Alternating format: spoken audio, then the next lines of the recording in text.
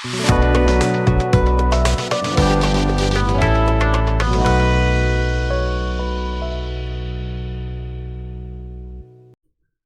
हिंद दोस्तों, विद्यापीठ state point में आप सबों का स्वागत है। आइए हम इस वीडियो में बिहार दरोगा का जो प्रैक्टिस सेट चल रहा है उसका ही प्रैक्टिस सेट नंबर 5 देखेंगे। इससे पहले 4 प्रैक्टिस सेट कंप्लीट कर चुके हैं, तो ये 5वां सेट है। इसका PDF आपको टेलीग्राम पे अपलोड है, तो वहाँ से जा करके आप पहले टेस्ट दीजिए और इसके बाद यहाँ के सोल्यूशन देख लीजिए जो कितना आपका सही हो रहा है। आपको टारगेट लेके चलना है 75 प्लस सही होना ही चाहिए, जिससे कि आपका PT में रिजल्ट सुरक्षित रहे। ठीक है, तो चलिए आज की क्लास को शुरू करते हैं। चैनल पर नए हैं तो प्लीज़ चैनल को सब्सक्राइब करिए, बगल में बेल आइकन हो उसको दबाइए ताकि जो भी हम वीडियो अपलोड करें उसका नोटिफिकेशन आपको मिल सके। इसके साथ साथ ही बिहार सिपाही भर्ती का भी प्रैक्टिस सेट चल रहा है, तो उसको भी आप जा करके देख सकते हैं। चलिए पहला क्वेश्चन देखिए, कह रहा है सामुदायिक विकास कार्यक्रम जिसे 2 अक्टूबर 1952 में जो है शुरू किया गया या प्रारंभ किया गया ने रास्ता तैयार किया है। ये कब तैयार किया गया था? तो ये पंचायती राज संगठन से ये अपना रास्ता तैयार किया गया था। कह रहे जो है सामुदायिक विकास कार्यक्रम 2 अक्टूबर 1952 से पंचायती राज मंत्रालय द्वारा शुरू किया गया था। सामुदायिक विकास संपूर्ण समुदाय के जो है चतुर्थ विकास की एक पद्धति है, जिसमें जन सहभाग के द्वारा समुदाय के जीवन को ऊंचा उठाने का प्रयत्न किया जाता है। तो यहाँ पे इसका आंसर बी लगाइएगा एक का। 2 नंबर क्वेश्चन का है भारत के उपराष्ट्रपति को उनके पद की शपथ कौन दिलाता है? तो भारत के जो उपराष्ट्रपति होंगे उनके पद की शपथ जो है ये भारत के राष्ट्रपति के द्वारा इनको दिलाया जाता है। भारत के उपराष्ट्रपति को उनके पद की शपथ राष्ट्रपति द्वारा अथवा उसके द्वारा नियुक्त व्यक्ति द्वारा दिलाई जाती है। उपराष्ट्रपति पद जो है ग्रहण करने से लेकर 5 वर्ष तक अपने पद पर रहता है। वह अपनी पदावधि में किसी भी समय अपना त्यागपत्र राष्ट्रपति को सौंप सकते हैं। ये राष्ट्रपति जो होते हैं राज्यसभा के सभापति भी उपराष्ट्रपति होते हैं। ठीक है, ये जो है राज्यसभा के उपराष्ट्रपति के तौर पर कार्य करते हैं। 3 नंबर क्वेश्चन कह रहा है भारत में किसी केंद्र शासित प्रदेश का दैनिक कामकाज को देखता है। तो भारत में केंद्र शासित प्रदेश है, उसका दैनिक कामकाज को जो देखने का काम है ये आपको उपराज्यपाल, किसका? उपराज्यपाल, जिसे ही लेफ्टिनेंट गवर्नर कहते हैं। वहाँ पे राज्यपाल नहीं होता है, राज्यपाल को ही क्या कहा जाता है? उपराज्यपाल कहा जाता है। यहाँ पे इसका आंसर जो लगाइएगा जो 1 हो जाएगा। 4 नंबर क्वेश्चन कह रहा है जिला न्यायाधीशों को नियुक्ति करता है। तो जिला न्यायाधीश की नियुक्ति जो किया जाता है ये क्या आता है? संबंधी राज्य के राज्यपाल के द्वारा। जिला न्यायाधीश की नियुक्ति रहेगा तब तो हो जाएगा संबंधी राज्य के राज्यपाल के द्वारा, लेकिन यदि हाई कोर्ट के न्यायाधीश की नियुक्ति होगा तब होगा राष्ट्रपति के द्वारा। तो ये चीज़ आप याद रखिएगा। जिला न्यायाधीश को संबंध में राज्य के राज्यपाल द्वारा नियुक्त किया जाता है। जिला न्यायाधीश की नियुक्ति कर राज्य के किसी भी जिले में स्थानांतरित किया जा सकता है। संविधान के अनुच्छेद 233 कौन है? अनुच्छेद 233 में यह जो है जिला न्यायाधीश की नियुक्ति का प्रावधान किया गया है। यह आर्टिकल 233 में कहा गया है। नेक्स्ट 5 नंबर क्वेश्चन कर रहा है लोकसभा अध्यक्ष के पद पर चुने गए प्रथम दलित कौन थे? लोकसभा के अध्यक्ष के पद पर प्रथम दलित जो व्यक्ति थे वो कौन चुने गए थे? तो ये थे आपका जो है GMC बालयोगी। कौन जगह? GMC बालयोगी हो जाएंगे।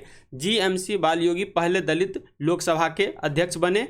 वे जो है वर्ष 1998 से लेकर मार्च 2002 तक इस पद पर रहे थे। पद पर रहते बालयोगी का निधन एक हेलीकॉप्टर की दुर्घटना से हो गई। तो यहाँ पे इसका आंसर C लगाइएगा। नेक्स्ट 6 नंबर क्वेश्चन कर है राज्य की विधानसभा के सत्रावसान के आदेश किसके द्वारा दिए जाते हैं? ये आदेश जो है राज्यपाल के द्वारा दिया जाता है। राज्य की विधानसभा के सत्तावसान के आदेश राज्यपाल द्वारा दिए जाते हैं। ऐसा करके राज्यपाल अपने विधायिक संबंधी अधिकारों का निर्वहन करता है। आवश्यकता पड़ने पर राज्यपाल विशेष सत्ता भी जो है बुला सकते हैं। तो यहाँ पे इसका आंसर A हो जाएगा। 7 नंबर क्वेश्चन कह रहा है भारतीय संविधान के किस अनुच्छेद में विधानसभा की संरचना का जो है उल्लेख किया गया? किसका?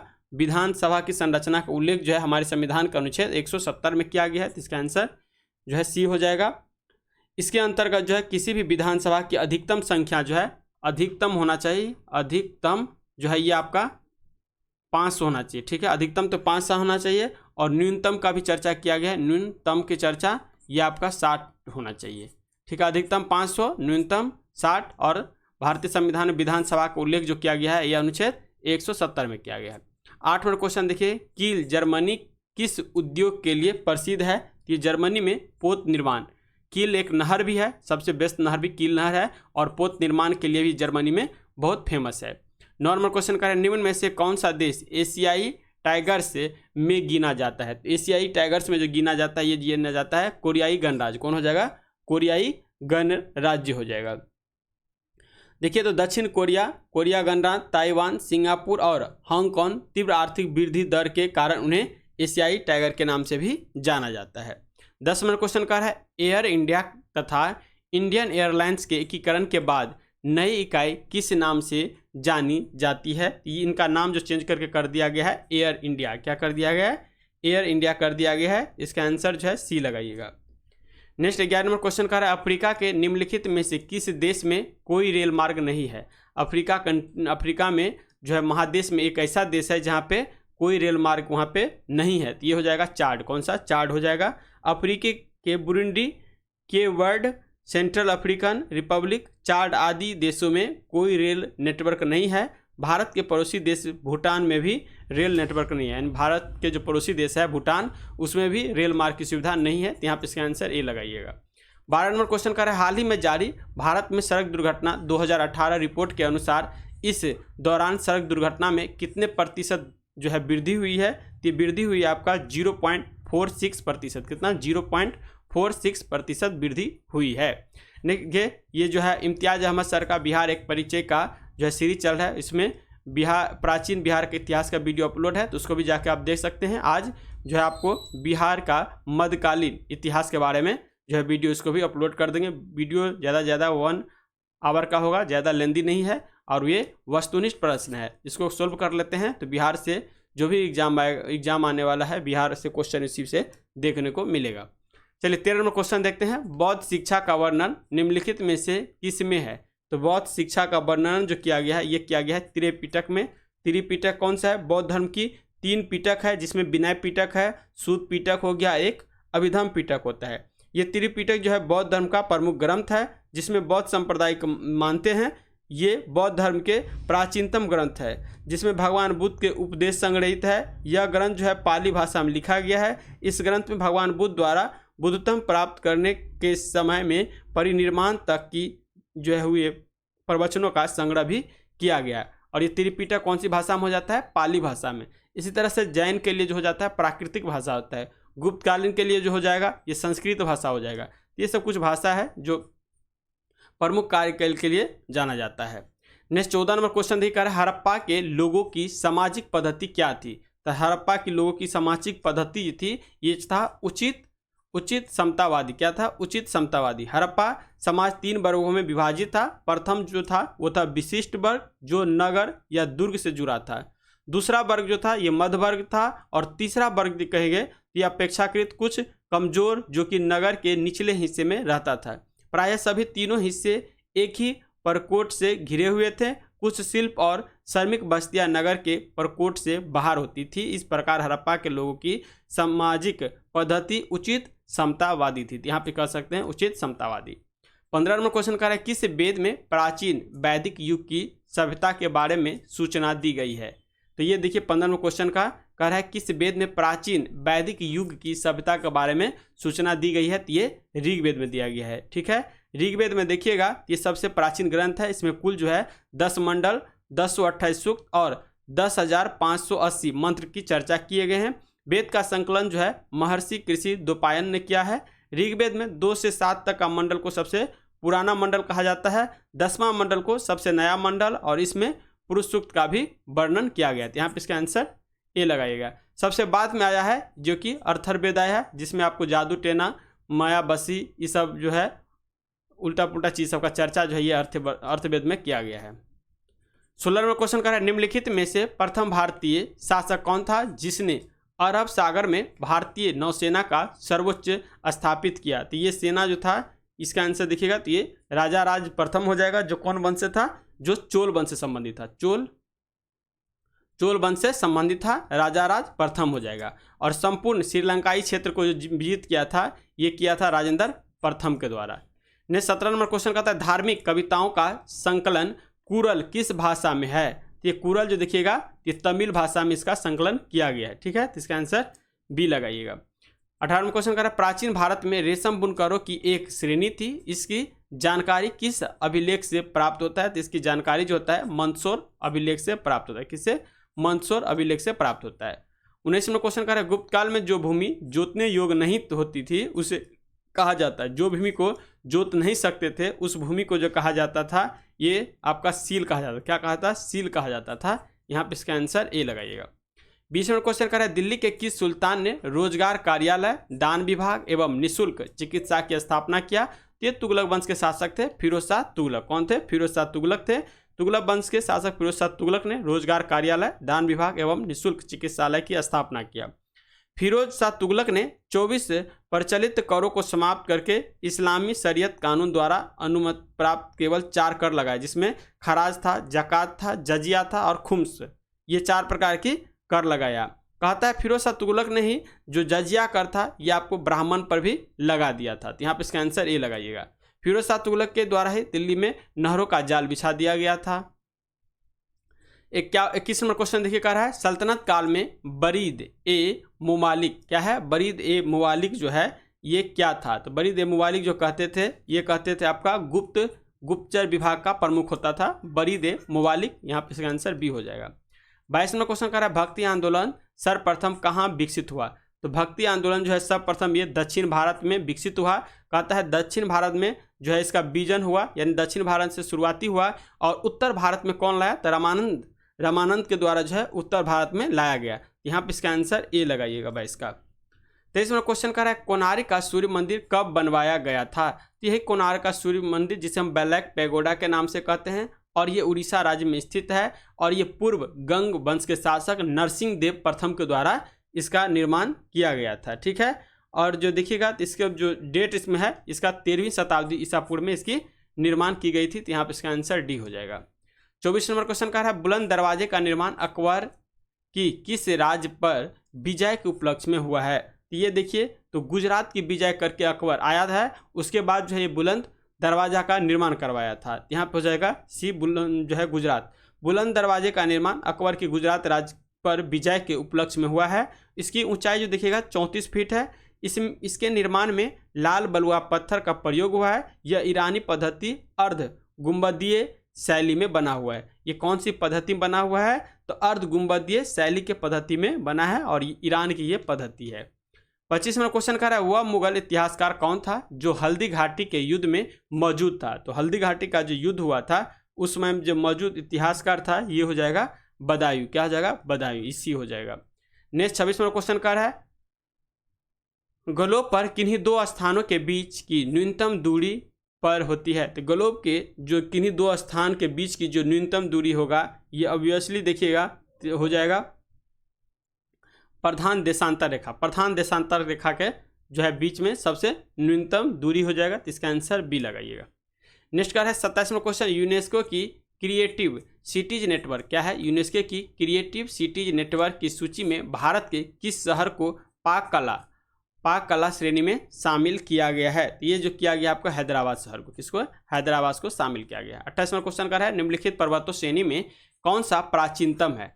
तो जानते हैं सबसे प्राचीनतम पर्वत शैली हमारे भारत में अरावली है। अरावली जो है दिल्ली से लेकर राजस्थान तक, पंजाब तक के क्षेत्र तक जो है फैला हुआ है। अरावली को ही अवशिष्ट पर्वत का उदाहरण भी माना जाता है। तो यहाँ पे इसका आंसर बी हो जाएगा। अरावली की सबसे ऊंची चोटी को गुरु शिखर कहते हैं। क्या कहते हैं? गुरु शिखर कहते हैं। 29वां क्वेश्चन का है सबसे बड़ा तथा गहरा महासागर कौन सा है? तो सबसे बड़ा प्रशांत है, सबसे गहरा मेरियाना ट्रेंच जो कि आपको कितनी 1133 मीटर गहरी है, जिसको हम क्या करते हैं? मेरियाना गर्त कहते हैं और ये प्रशांत महासागर में है। तो ऑब्वियसली बी हो जाएगा प्रशांत महासागर। 30वां क्वेश्चन कह रहा है भावर एक भूस्वरूप है, यह किसके किनारे मिलता है? तो भावर एक भूस्वरूप है जो शिवालिक श्रेणी में मिलता है। जो हिमालय पर्वत की सबसे निचला श्रेणी जो होता है कौन सा श्रेणी होता है? शिवालिक श्रेणी ही होता है। ठीक है, इसी में आपका भावर एक भूस्वरूप के जो है देखने को मिलेगा। तो यहाँ पे इसका आंसर 30 का ए हो जाएगा। शिवालिक की जो है पदस्थलीय में जम्मू कश्मीर में सिंधु से लेकर तीस्ता नदी तक भावर का जलोढ़ मैदान मिलता है। इसका निर्माण देखिएगा तो बड़े आकार के कणों से होता है। हिमालय से उत्तरी नदियों इसमें जो है विलुप्त हो जाती है और धरातल पर इसकी केवल सूखी घाटी दिखाई देती है। यह क्षेत्र कृषि कार्यों के लिए उपयुक्त नहीं है, केवल लंबी जड़ों वाले वृक्ष देखने को मिलता है ये शिवालिक के क्षेत्र में। विंध्य पर्वत जानते हैं मध्य प्रदेश में है, सतपुरा भी मध्य प्रदेश में, और पश्चिमी घाट को जानते ही, पश्चिमी घाट को मालाबार तट के नाम से भी जाना जाता है। नेक्स्ट 31 नंबर का है, भारत की काली मिट्टी का क्षेत्र किस उत्पादन के लिए प्रसिद्ध है? काली मिट्टी, काली मिट्टी को हम कपासी मिट्टी भी कहते हैं, जिसे रेगुर मिट्टी भी कहते हैं, और ये कपास के लिए उत्पादन के लिए फेमस है। और ये किस क्षेत्र में पाया जाता है? तो महाराष्ट्र और गुजरात के क्षेत्र में। तो यहाँ पे इसका आंसर सी लगाइएगा। 32वां क्वेश्चन का, निम्नलिखित में से किस राज्य में सर्वाधिक पवन फॉर्म है? सबसे ज़्यादा जो है पवन फॉर्म कौन सी राज्य में स्थित है? ये देखिए इसका आंसर जो हो जाएगा ये आंध्र प्रदेश, सबसे ज़्यादा कहाँ हो जाएगा? गुजरात में हो जाएगा, ये लगाइए, गुजरात हो जाएगा। 32 का ये, भारत में सीमेंट का अग्रणी उत्पादन राज्य कौन सा है? तो भारत में जो सबसे ज़्यादा सीमेंट का उत्पादन होता है ये मध्य प्रदेश में होता है। तो यहाँ पे इसका आंसर सी लगाइएगा, मध्य प्रदेश में। 34वां क्वेश्चन का, निम्नलिखित में से किस राज्य में राष्ट्रीय राजमार्ग का सबसे बड़ा तंत्र है? तो राष्ट्रीय राजमार्ग का ऑब्वियसली सबसे बड़ा तंत्र जो है मध्य प्रदेश में हो जाएगा। किस में हो जाएगा? 34 का डी दे रखा है, उत्तर प्रदेश में होगा। ऑब्वियसली बड़ा राज्य है उसमें होना चाहिए, तो 32 का डी हो जाएगा। उसके बाद आता है सबसे, लेकिन यदि पूछे सबसे ग्रामीण क्षेत्र में तो ये महाराष्ट्र में हो जाएगा, लेकिन राष्ट्रीय राजमार्ग पूछे तब उत्तर प्रदेश हो जाएगा। और ये राज्य सरकार का जो मार्ग होता है ग्रामीण क्षेत्र में, इसके लिए महाराष्ट्र होता है, ये याद रखिएगा। 35वां क्वेश्चन का, हिमालय में मुख्य सीमांत भ्रंश किसको पृथक करता है? हिमालय में मुख्य सीमांत भ्रंश जो है ये किसको अलग करता है? तो ये करता है मध्य हिमालय को शिवालिक से। ठीक है, किसको? मध्य हिमालय से शिवालिक को। हिमालय की 3 श्रेणियां जो है एक दूसरे से भ्रंश द्वारा अलग होती है। केंद्रीय सीमा भ्रंश जो है ये महान और बृहद हिमालय को, देखिए एक तो हो गया महान और दूसरा क्या हो गया? बृहद हिमालय। ये किसके द्वारा? केंद्रीय, सेंट्रल सीमा थ्रस्ट इसको बोलते हैं। तो ये सेंट्रल के द्वारा अलग होता है, सेंट्रल जोन के द्वारा। उसके बाद देखिए एक का जो है दूसरा जो आता है ये आता है सीमांत भ्रंश। सीमांत भ्रंश में जाइएगा तो एक आता है मध्य हिमालय को शिवालिक हिमालय से पृथक करता है। ठीक है, उसके बाद शिवालिक के दक्षिण में हिमालय आंध्र भ्रंश पाई जाती है। तो यहाँ पे इसका आंसर मध्य हिमालय को शिवालिक से हो जाएगा। 36वां क्वेश्चन का है, दौकी भ्रंश कहाँ स्थित है? तो दौकी भ्रंश देखिएगा, दौकी भ्रंश जो हो जाएगा ये आपका कुमाऊं हिमालय में है। यहाँ पे इसका आंसर सी हो जाएगा। 37वां क्वेश्चन कर रहा है, कर्नाटक में कैगा किसके लिए विख्यात है? तो कर्नाटक में जो कैगा है ये आपके नाभिकीय ऊर्जा के लिए विख्यात है। कैगा कहाँ से? नाभिकीय ऊर्जा केंद्र के लिए विख्यात है कैगा। वहीं राजस्थान में देखिएगा तो रावत भाटा हो जाएगा। काकरापारा गुजरात में, ये जो है यहाँ पे कलपक्कम तमिलनाडु में, ऐसे ही है, यहाँ पे डी लगाइएगा। 38वां क्वेश्चन देखिए, निम्न में से कौन सा भारत में लोहा तथा इस्पात का सबसे बड़ा उत्पादक है? यानी भारत में सबसे बड़ा जो है लोहा तथा इस्पात का सबसे बड़ा उत्पादक जो देखिएगा ये हो जाएगा भिलाई। क्या हो जाएगा? भिलाई, जो कि रूस के सहयोग से सेकंड पंचवर्षीय योजना में ये इसको स्थापना किया गया था। ये किया गया था ब्रिटेन के सहयोग से। राउरकेला ये जर्मनी के सहयोग से। बोकारो भी रूस के सहयोग से। ठीक है, यहाँ पे इसका आंसर लगाइएगा, ए लगाइएगा। कह रहे सिद्दीदी जनजाति जो है ये आपका कहाँ पाया जाता है? तो सिद्दीदी जनजाति जो हो जाएगा ये गुजरात के क्षेत्र में पाया जाता है। सिद्धि कह सकते हैं, सिद्धि ये जनजाति पाया जाता है गुजरात के क्षेत्र में। 40वां क्वेश्चन कर रहा है, विश्व के बृहद प्राकृतिक प्रदेश की संकल्पना किसने प्रस्तुत की थी? ये प्रस्तुत किया गया था हर्बर्टसन के द्वारा। किसके द्वारा? हर्बर्टसन के द्वारा किया जाता है। प्रोफेसर एंड्रयू जॉन हर्बर्टसन एक ब्रिटिश भूगोलवेत्ता थे। उन्होंने भूवैज्ञानिक संरचना, स्थलाकृति और जलवायु के आधार पर दुनिया के प्राकृतिक क्षेत्रों के विभाजन पर व्याख्या दिया। इन्होंने वर्ष 2005 में बृहद प्राकृतिक प्रदेश का संकलन जो है प्रस्तुत किया था। कब? 2005 में। नेक्स्ट क्वेश्चन देखिए, 41वां प्रकार है, जाफना प्रायद्वीप तथा श्रीलंका की मुख्य भूमि को जोड़ने वाला पास जो है इसको क्या कहते हैं? इसको कहते हैं एलिफेंटा पास। क्या कहते हैं? एलिफेंटा पास जो है ये आपको जाफना प्रायद्वीप और श्रीलंका को जोड़ने का काम करता है। तो यहाँ पे इसका आंसर जो है बी लगाइएगा। यह जो है श्रीलंका की राजधानी से 340 किलोमीटर उत्तर में अवस्थित है। यह एक महत्वपूर्ण सैन्य अड्डा भी है। एलिफेंटा पास जाफना प्रायद्वीप तक पहुंच को सुनिश्चित करता है, इसीलिए इसे जाफना के प्रवेश द्वार के रूप में भी जाना जाता है। किसको? एलिफेंटा पास को। 10 डिग्री चैनल जानते हैं किसको जोड़ता है, तो ये अंडमान और निकोबार को जोड़ने का काम करता है ये 10 डिग्री चैनल। 42 नंबर क्वेश्चन का निम्नलिखित में से कौन सा पारिस्थितिकी तंत्र का अजीवीय तत्व है। इसका जो अजीवीय तत्व हो जाएगा ये शैलीय नमक हो जाएगा। क्या हो जाएगा, शैलीय नमक हो जाएगा। 43वां क्वेश्चन करें, एरन अभिलेख का संबंध किस शासक है। तो एरन अभिलेख जो है ये आपको भानुगुप्त से संबंधित है। यही एरन अभिलेख में सती प्रथा का उल्लेख किया गया। किसमें, एरन अभिलेख में सती प्रथा का उल्लेख किया गया है। यहाँ पे इसका आंसर डी लगाएगा, भानुगुप्त हो जाएगा। 44 नंबर क्वेश्चन का निम्नलिखित में से कौन सा पद विन्यास ह्रासमान चालकता के क्रम में जो है किया गया है। यहाँ पे देखिएगा इसका आंसर जो हो जाएगा चांदी हो जाएगा, तब तांबा हो जाएगा, उसके बाद एल्युमिनियम हो जाएगा और इसके बाद इस्पात हो जाएगा। तो इसका आंसर डी लगाइएगा।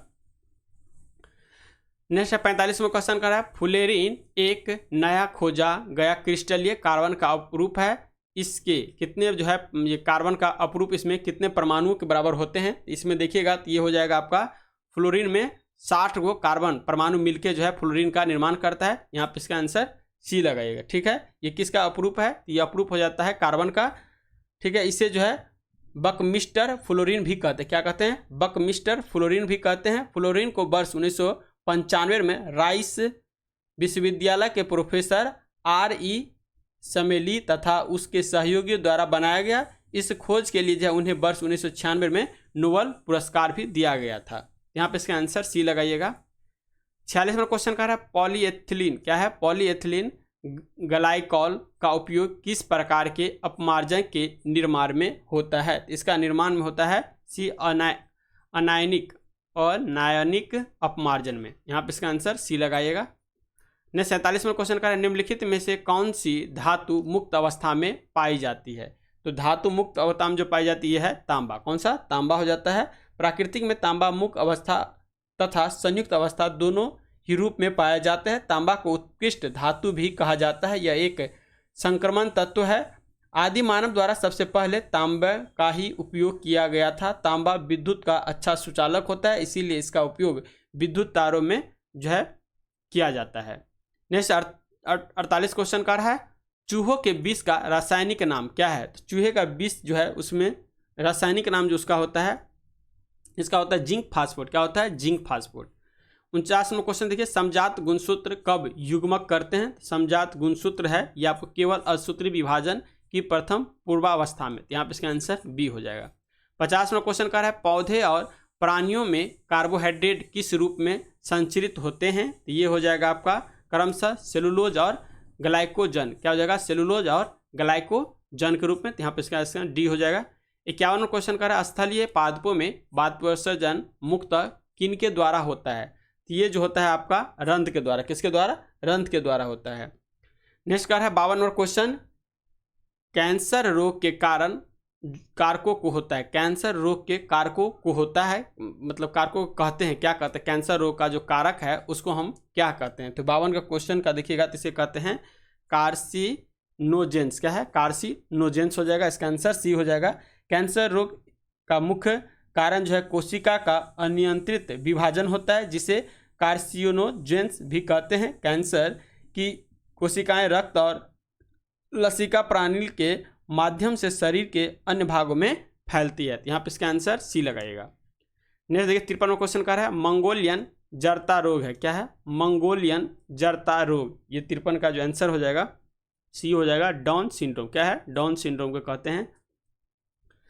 नेक्स्ट है इसमें 54वां क्वेश्चन, वायु प्रदूषण के विश्वसनीय संकेत है। वायु प्रदूषण के जो विश्वसनीय संकेत हैं ये कौन हो जाएगा, ये हो जाएगा आपका लाइकेन और मास। क्या है, लाइकेन और मास। लाइकेन तथा मास जो है वायु प्रदूषण के संकेतक के रूप में काम करता है, क्योंकि ये जो है वायु से कार्बन डाइऑक्साइड तथा भारी धातु को अवशोषित कर लेती है। अगर किसी साइट पर जो है लाइकेन हानिकारक प्रदूषण के कारण मर रहे हों तो उसे जो है वायु प्रदूषण की प्रारंभिक चेतावनी के रूप में भी समझा जाता है।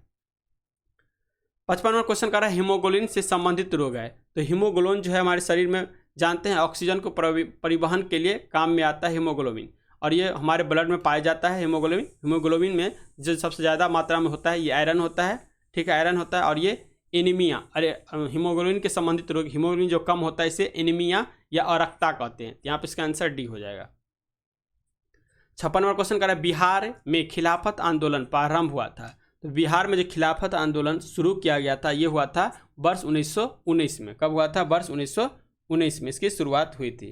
खिलाफत आंदोलन की शुरुआत वर्ष 1919 में जो भारतीय मुसलमान द्वारा की गई थी। यह आंदोलन भारतीय मुसलमानों का मित्र राष्ट्रों के विरुद्ध, विशेषकर ब्रिटेन के विरुद्ध टर्की के खिलाफ के समर्थन में आंदोलन था।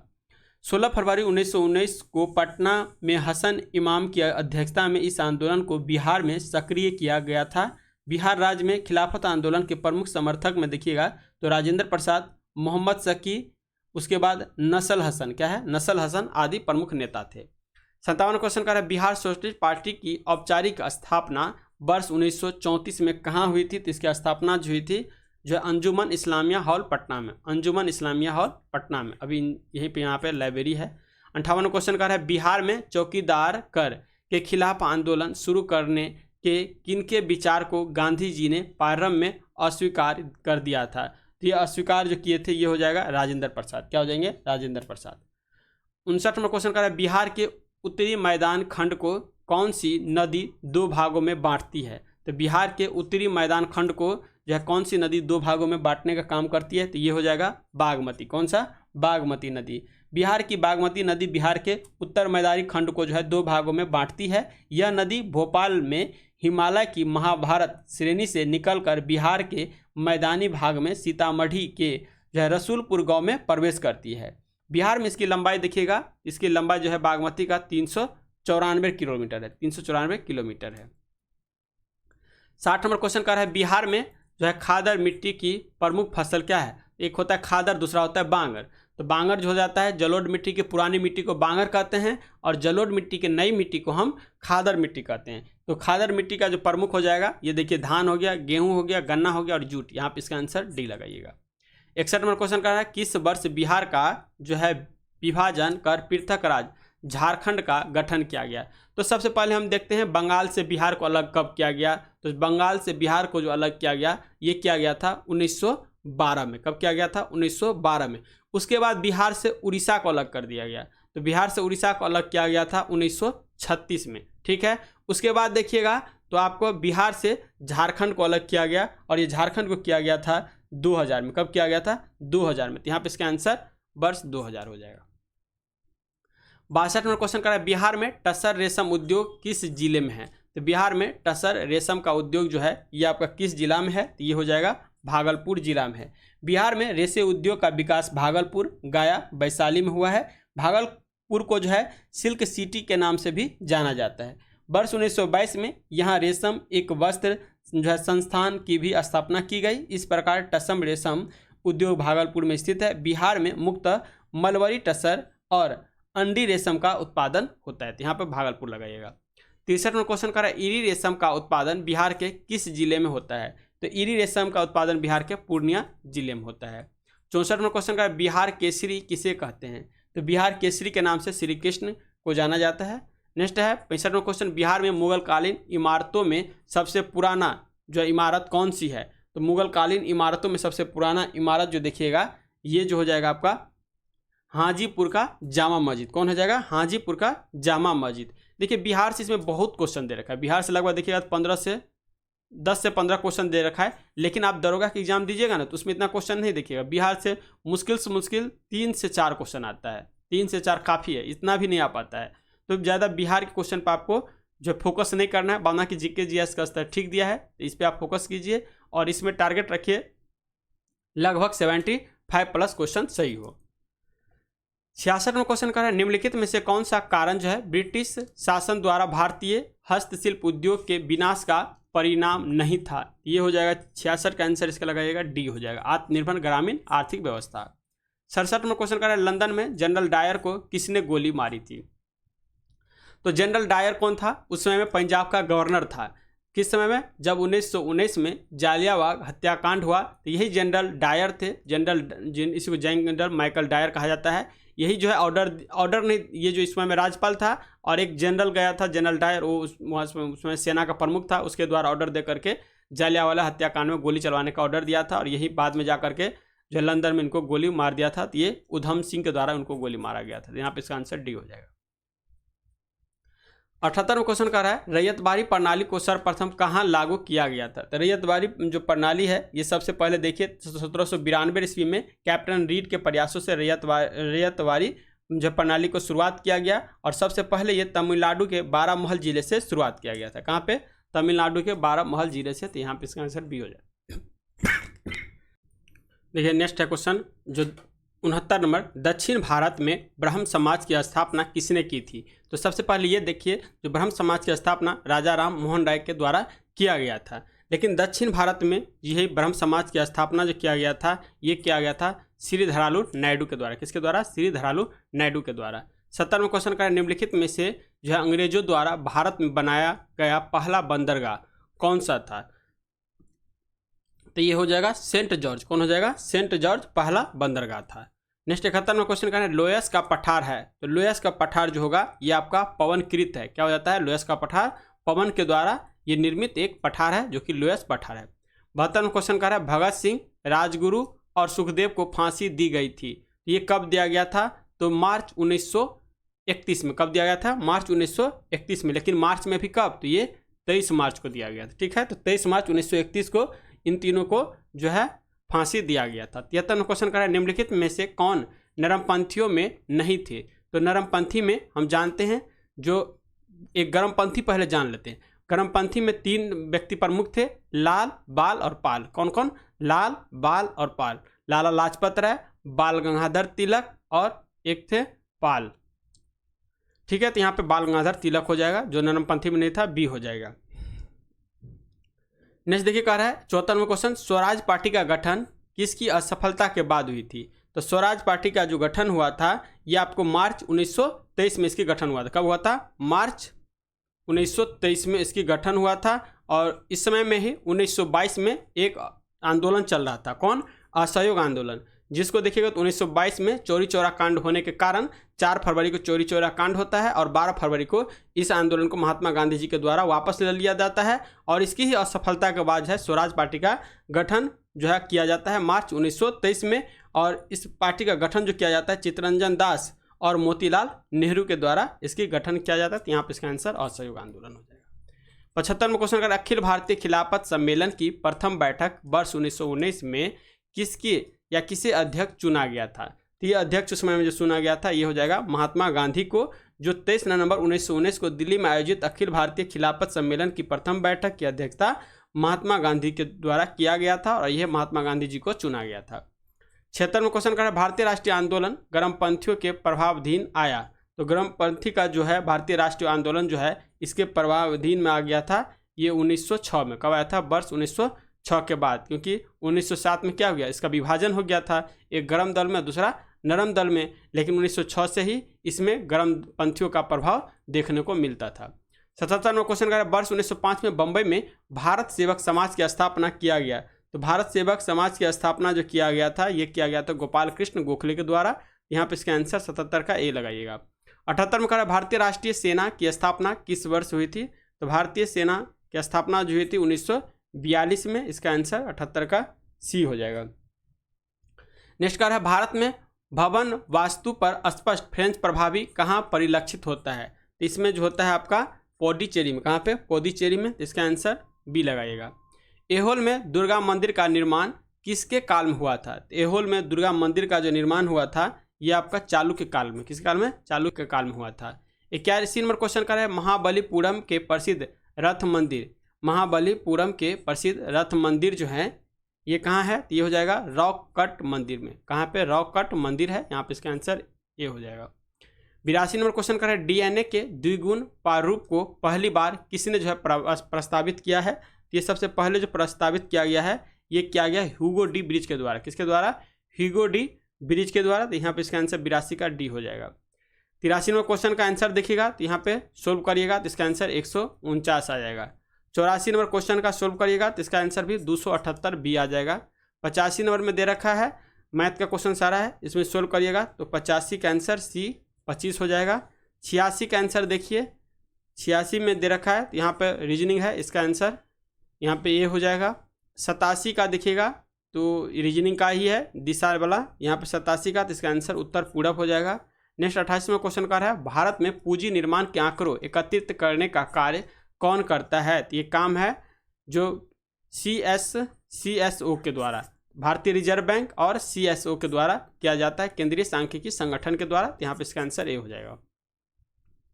89वां क्वेश्चन का निम्नलिखित में से कौन जो है लोह पूरक धातु की कोटि में रखा जाता है? तो लोह पूरक की जो है धातु है उसकी कोटि में जो रखा जाता है, तो 89 का आंसर बी लगाया, मॉलिब्डेनम। क्या है? मॉलिब्डेनम। यहाँ पे इसका आंसर बी हो जाएगा।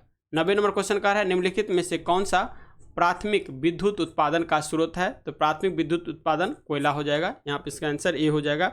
बिहार में क्या पूरे भारत में सबसे ज़्यादा जो तापीय ऊर्जा होता है, और ये तापीय ऊर्जा का ज़्यादा स्रोत जो होता है ये कोयला का जला करके ही विद्युत उत्पादन किया जाता है, तो इसका आंसर ए हो जाएगा। नेक्स्ट क्वेश्चन देखिए, द्रव की पूर्ति यथावत रहने पर यदि द्रव की मांग में वृद्धि होती है तो क्या होगा? तब देखिएगा इसमें हो जाएगा सी, ब्याज की दर में कमी हो जाएगी। क्या हो जाएगी? ब्याज की दर में कमी हो जाएगी।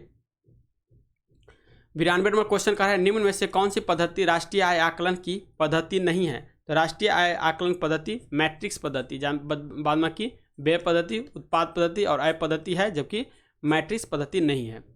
जब केंद्रीय बैंक खुले बाजार में प्रतिभूतियां बेचता है तो इससे जो है संभव है कि इससे संभव क्या होगा? तो 93 का सी दे रखा है, अर्थव्यवस्था में तरलता कम हो और ब्याज दर भी बढ़ेगा। नेक्स्ट 94 क्वेश्चन कर रहा है ग्रीन हाउस गैस सम्मिलित करती है?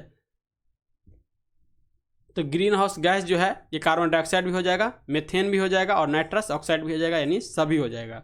कह रहा है ग्रीन गैस हाउस में carbon dioxide, methane, nitrous oxide आदि सभी सम्मिलित है। मुक्त ग्रीन गैस जो है कार्बन डाइऑक्साइड है। इसकी मात्रा बढ़ने से पृथ्वी का तापमान क्या होता है? बढ़ जाता है, जिससे ग्लोबल वार्मिंग की समस्या पैदा हो जाती है। यहाँ पे इसका आंसर सभी लगाइएगा। 95 क्वेश्चन का है भूकंप के द्वारा उत्सर्जित ऊर्जा क्षमता का मापन निम्न में से किसके द्वारा किया जाता है? तो ये जो है रिक्टर पैमाने, किसके भूकंप का मापने का जो विधि है ये रिक्टर पैमाने पे इसको देखा जाता है। इसका आंसर बी हो जाएगा। 96 क्वेश्चन का है भारत की सबसे बड़ी खाड़ी कौन सी है? तो भारत की सबसे बड़ी खाड़ी दिखेगा तो कच्छ की खाड़ी, जो कि गुजरात के पास है। यहाँ पे इसका आंसर सी हो जाएगा।